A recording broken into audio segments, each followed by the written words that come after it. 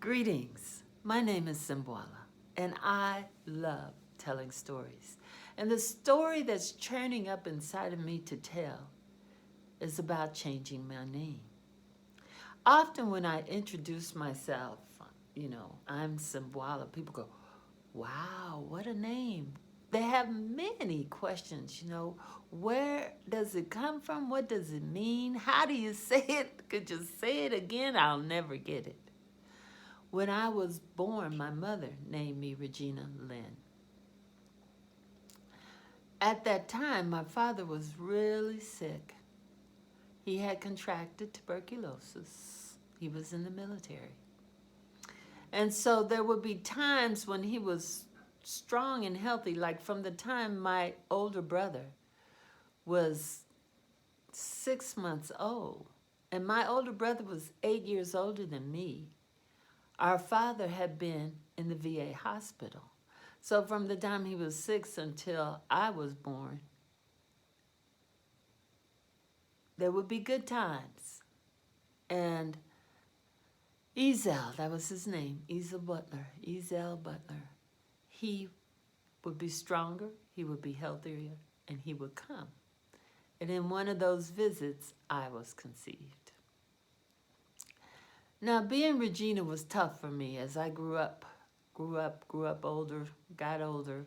There were just a whole lot of expectations and a lot of social obligations that I had to fulfill that were not of my spirit, not what I wanted to do, not who I was. And so by the time I graduated from college, moved out to California, one of the first things that I did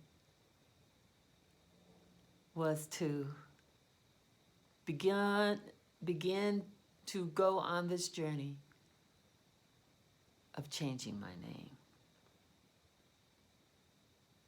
I would meditate in Golden Gate Park. I would go and sit, and I would just be quiet. I would be in nature. I would listen, because I wanted a name that I could embrace, really, that spoke to my spirit.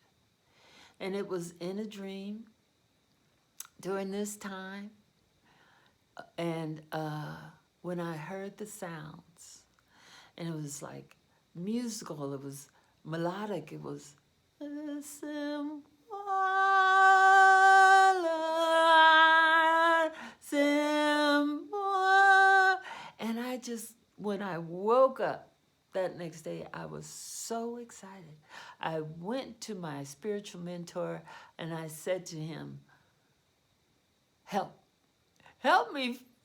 How do I write this name? What did how's it spelled?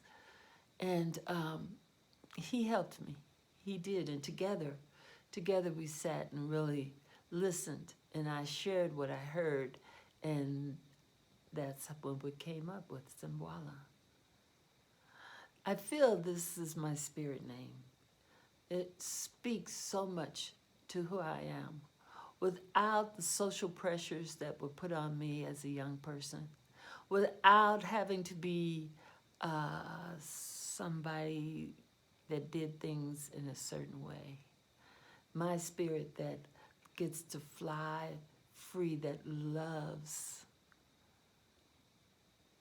nature, that loves rhythms, that loves sounds. This gift of this name came to me. I often think also about my brother. He was named Kenneth Ezel Butler when he was born. And as he grew older and a young man, he changed it to Kenneth Errol. And then when he became an older man in his 60s, he again changed his name to Ezel Kenneth Butler. And I never asked him, like, what was that about? What the change, really, that big one to Ezel Kenneth Butler. But I imagine that it was a reclaiming for him, not only of himself, but of his father and his roots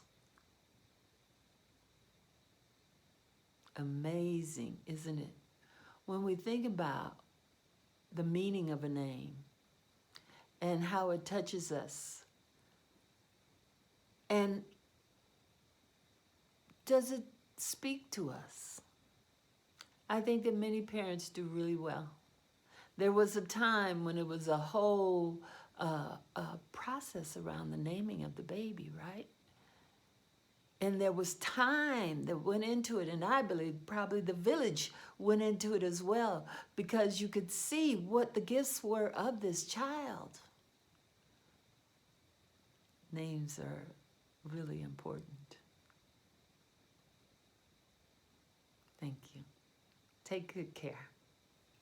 Peace.